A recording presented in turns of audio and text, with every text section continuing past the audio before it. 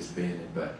Any transaction that led him to owe someone money, that can fall into this.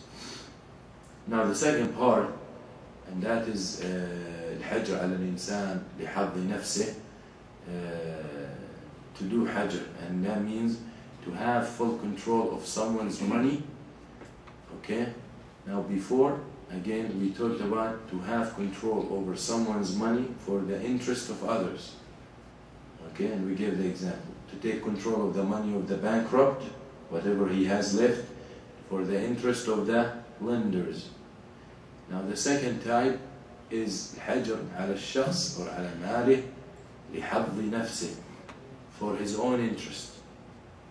Okay, that means to have control over the money of someone or someone's money for his own interest. For his own interest. And there are three types of people fall into this. Okay?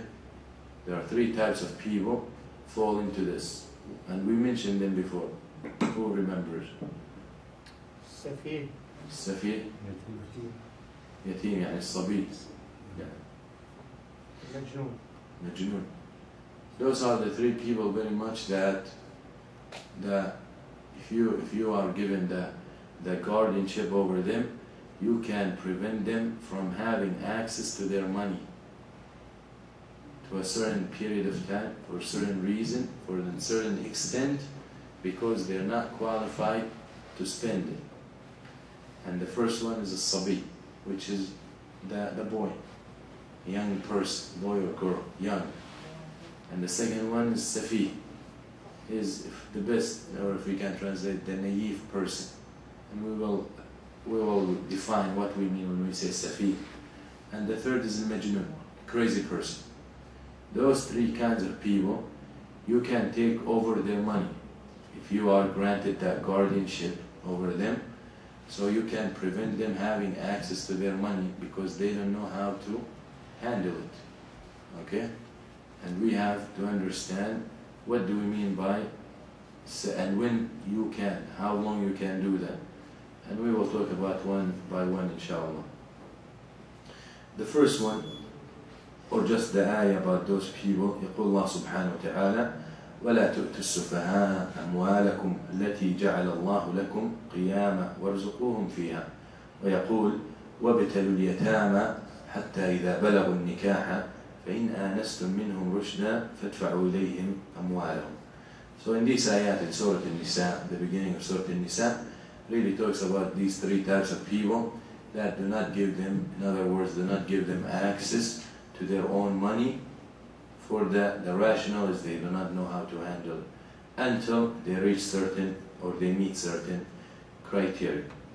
And the point, remember that the reason the Sharia came to mandate such action is to preserve those people's money.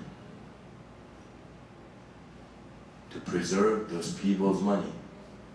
So if you are someone who's a guardian and Allah puts you to be in charge of some of those three kinds of people, money, and you think now it's your own, and that is great calamity, and that is dangerous. الذين يأكلون أموال اليتامى ظلما إنما يأكلون في بطونهم نار وسيصلون سعيرا. That is serious matter. Those who eat oppressively the money of the orphans that Allah put them in charge of, they're only eating fire. They will get to the hellfire. Okay, so very important, and we'll talk about that inshallah at the end. The point and the hikmah and the wisdom and the intention of Shari and the goal of this kind of hajr on those three types of people is to preserve their money until they are qualified or they reach a criteria or certain age that they become capable of taking care of their own money. That is when the money is returned to them. So anything that will lead to this money to decrease or diminish or be affected or be harmed, okay, is not permissible. And we'll talk about that in a little bit, inshallah. So the first time is the young person, a boy or a girl, very young age. And when we say young, صغير, when we say صغير, that means small kid, we are talking about a person who did not meet two criteria. One is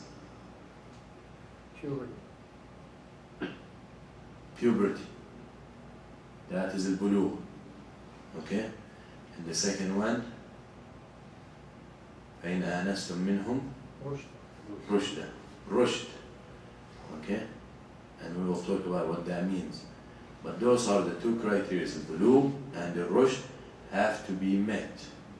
This boy or this kid, boy or girl, that you are in charge of their money because they lost their parents or whatever reason is, they are not to have access to their money until they reach those two criteria, bulugh and rushd.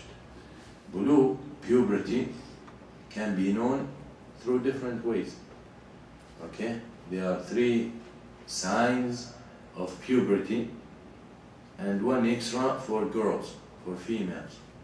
If one of those is reached, then the person is considered to be at the age of puberty, or baligh, or mukallaf. And when the person in Islam reaches the age of puberty, they become responsible. That means they will be held accountable for their actions. Whatever right, whatever wrong, they will be questioned about after they reach the age of puberty. From before, there is no bad deeds against them. And the question is there good deeds for them? Inshallah, there are good deeds for them. Some of them are mumayyizin. Some of them know what they're doing. Okay? And the woman who came to the Prophet ﷺ and she had her kid with her, and she said, Ya Rasulullah, Ali hada hajj? فقال نعم ولك أجر. She had a baby, she's carrying her baby, and she said, Ya Rasulullah, in Hajj season, she said, Ya Rasulullah, will Hajj count for this, the baby? And she pointed to. He said, Sallallahu yes, and you have the reward. You will have the reward. So yes, if a person or a parents take their kid for Hajj when he's 5, 6, 3, 4, and they do Hajj, inshallah it will count as Hajj for this kid, but still the Hajjah that is required and mandated by the Sharia once in a lifetime at least, he's still mandated to do it and obligated to do it when he reaches the age of puberty. Alright? Very important. So let's look at the signs of al-bulugh, okay? And how is a person considered to be baligh or reach the age of puberty? Some of those signs are agreed and by the consensus of the ulama, and some of them have different opinions, but the bottom line is it's a valid argument.